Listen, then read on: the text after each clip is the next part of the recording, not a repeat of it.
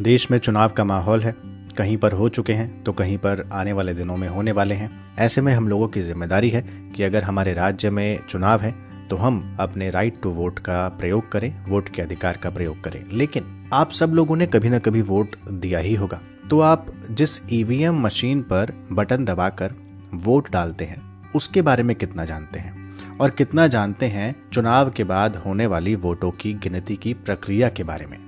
नहीं जानते तो आज ज्ञान की डिजिटल दुनिया ध्येय रेडियो के इस पॉडकास्ट में मैं यानी अंजुम शर्मा आपको इसकी पूरी जानकारी दूंगा।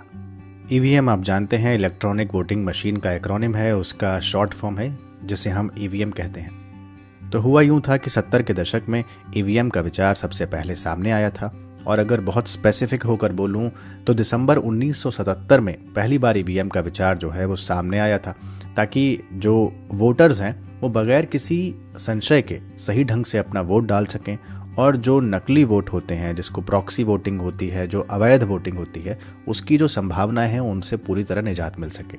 संसद ने 1988 में जन प्रतिनिधित्व अधिनियम 1951 में एक नई धारा 61A को जोड़ा और वोटिंग मशीन के उपयोग के लिए चुनाव आयोग को अधिकार दे दिए।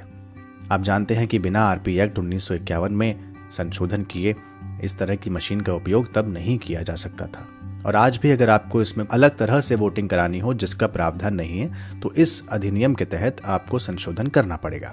खैर, केंद्र सरकार ने जनवरी 1990 में चुनाव सुधार समिति का एक गठन किया। इसमें राष्ट्रीय और राज्य स्तर के दलों के प्रतिनिधि शामिल थे। इस समिति ने इलेक्ट्रॉनिक वोटिंग मशीन का आकलन किया और एक विशेषज्ञ समिति गठित की। समिति ने ये निष्कर्ष निकाला कि ईवीएम जो है एक सुरक्षित प्रणाली है, एक सुरक्षित सिस्टम है। साल 1998 में ईवीएम के प्रयोग पर एक आम सहमति बनी और इसे मध्य प्रदेश, राजस्थान और दिल्ली की 25 विधानसभा कॉन्स्टिट्यूएंसी में प्रयोग किया गया। इसके बाद से यानी जब से नई सदी आई, साल 2000 से ईवीएम का प्रयोग पूरी तरीके से शुरू कर दिया गया। प्रायोगिक तौर पर पहले हो चुका था, लेकिन यहाँ पूर्ण रूप से प्रयोग की बात हो रही है। तो नई सदी में इसका प्रयोग पूरी तरह से हो चुका है। हालांकि सवाल भी उठे, वो एक अलग बहस का मुद्दा है।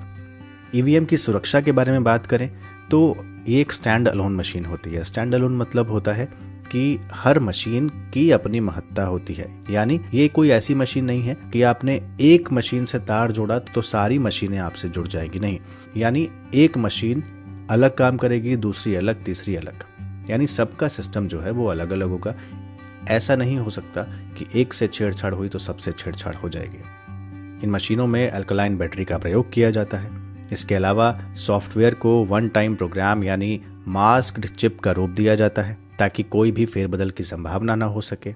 ईवीएम के जो सॉफ्टवेयर हैं वो BEL यानी भारत इलेक्ट्रॉनिक्स लिमिटेड और ECIL यानी electronic corporation of India limited द्वारा तैयार किए जाते हैं। उसका चुनिंदा एक समूह होता है जो इन हाउस रूप से इसको विकसित करता है, यानी वहीं पर इसका विकास किया जाता है।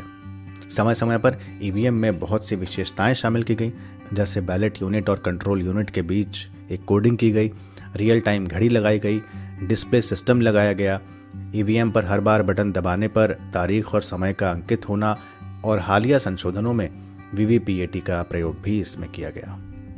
तो इस तरह की एक मशीन होती है ईवीएम, जिस पर आप अपना वोट देते हैं और राजनीतिक दलों की किस्मत बदलते हैं। अब बात करते हैं, जब आप वोट दे देते हैं उसके बाद वोटों की गिनती कैसे होती है।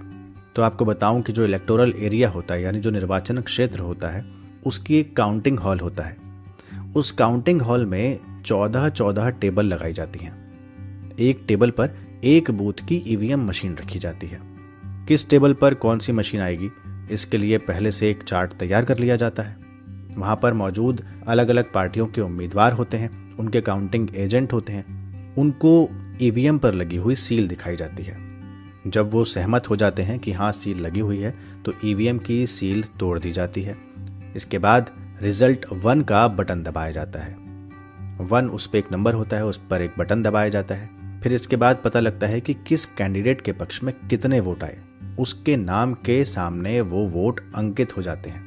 इस फिगर को सबके सामने डिस्प्ले किया जाता है ताकि जो उम्मीदवारों के एजेंट वहां पर मौजूद हैं और जो काउंटिंग में कर्मचारी लगे हुए हैं, उन सबको उस नंबर का पता लग सके, जिसे आप बार बार रुझान कहते हैं, वो रुझान इसी तरीके से बाहर आते हैं। ईवीएम में जो रिजल्ट 1 दबाया जाता है, यानी रिजल्ट बटन को जब दबाया जाता है तो जो संख्या उभरती है उसको फॉर्म नंबर 17C में दर्ज करना होता है। इस फॉर्म पर उम्मीदवार के एजेंट दस्तखत करते हैं।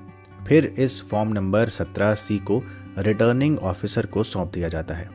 जब सभी 14 टेबल से ये 17C फॉर्म इकट्ठे हो जाते हैं तो रिटर्निंग ऑफिसर के पास सारे 17C फॉर्म रखे जाते हैं। इसके बाद रिटर्निंग ऑफिसर हर राउंड में मतों की गिनती दर्ज करता है।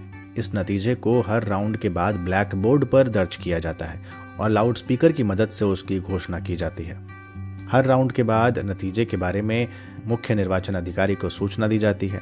ये सिलसिला मतगणना खत्म होने तक चलता रहता है। जब पहले चरण की गिनती पूरी हो जाती है तो चुनाव अधिकारी जो होता है वो 2 मिनट का इंतजार करता है। ये इसलिए कि अगर किसी प्रत्याशी को या उसके एजेंट को गिनती को लेकर कोई भी आपत्ति हो तो वो इस दौरान दर्ज करा दे। अगर दर्ज करा दे तो फिर ये रिटर्निंग ऑफिसर पर होता है कि वो फिर से गिनती करना चाहता है या फिर वो उस व्यक्ति को पूरी तरह आश्वस्त करे। जब ये काम हो जाता है तो आगे बढ़ा जाता है। वोटों की गिनती का मिलान जो है वीवीपीएटी से किया जाता है और फिर उसको चुनाव अधिकारी के पास भेज दिया जाता है। हालांकि अभी तक ऐसा कोई मामला सामने नहीं आया है जिसमें ईवीएम और वीवीपैट के वोटों का मिलान नहीं हो पाया हो। अगर दोनों में कोई फर्क पाया भी गया तो वीवीपीएटी की दोबारा गिनती होती है। फिर भी फर्क पाया जाता है तो वीवीपीएटी की संख्या को अंतिम माना जाता है। आपको बता दूं कि मतगणना केंद्र पर एक चुनाव अधिकारी, मतगणना कर्मी, प्रत्याशी, उनके एजेंट, ड्यूटी पर तैनात सुरक्षा कर्मी और बहुत से अधिकारी मौजूद रहते हैं। उन्हीं की मौजूदगी में ये गिनती होती है। जहां तक सुरक्षा का सवाल है तो मतगणना केंद्र के अंदर मोबाइल फोन इस्तेमाल करने की अनुमति नहीं होती और सुरक्षा की जिम्मेदारी केंद्रीय सुरक्षा बलों की होती है और राज्य पुलिस की। यहाँ पर यह जानना जरूरी है कि कभी भी ईवीएम से पहले हमेशा पोस्टल बैलेट की गिनती होती है। जैसे कि आपने आज बिहार विधानसभा चुनाव की गिनती के दौरान भी देखा कि पहले पोस्टल बैलेट की गिनती हुई, उसके बाद ईवीएम को खोला गया और ईवीएम की गिनती हुई। सबसे खास बात यह है कि इस पूरी प्रक्रिया की वीडियो रिकॉर्डिंग भी की जाती है और सभी 14 ईवीएम एक साथ खुलती हैं। सभी में एक साथ पहला राउंड चलता है और सभी 17C फॉर्म भरकर रिटर्निंग ऑफिसर तक पहुंच जाते हैं। इसके बाद दूसरा, फिर तीसरा, जब तक गिनती पूरी नहीं हो जाती ये राउंड ऐसे चलते रहते हैं और तब जाकर आपको मिलता है अंतिम रूप से एक रिजल्ट, जिसे आप कहते हैं चुनाव में किसी की जीत या हार। आप जानते हैं कि ईवीएम पर समय समय पर सवाल उठते रहे हैं और भारत के निर्वाचन आयोग ने साल 2010 में तमाम पॉलिटिकल पार्टीज के साथ हुई अपनी एक मंत्रणा के बाद पारदर्शिता को बढ़ाने के लिए वोटर वेरिफाइएबल पेपर ऑडिट रोल यानी वीवीपीएटी के उपयोग करने पर विचार किया था।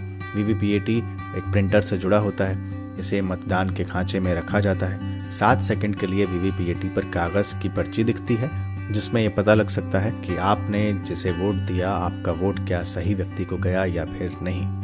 भारत का निर्वाचन आयोग ईवीएम मशीनों के अचूक होने के बारे में हमेशा से दावा करता रहा है, लेकिन बावजूद इसके हर बार पॉलिटिकल पार्टीज को आशंका रहती है कि उनकी हार ईवीएम में गड़बड़ी की वजह से हुई है। उनका साफ कहना रहता है कि अगर अमेरिका जैसे देश में वोटिंग मशीन से छेड़छाड़ की बात सामने आ सकती है तो भारत में क्यों नहीं आ सकती।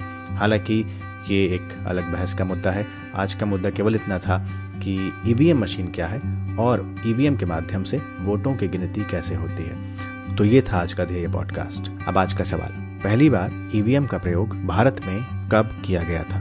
अपने उत्तर आप हमें कमेंट बॉक्स में दे सकते हैं। अगले पॉडकास्ट के साथ जल्द हाजिर होंगे। तब तक के लिए नमस्कार।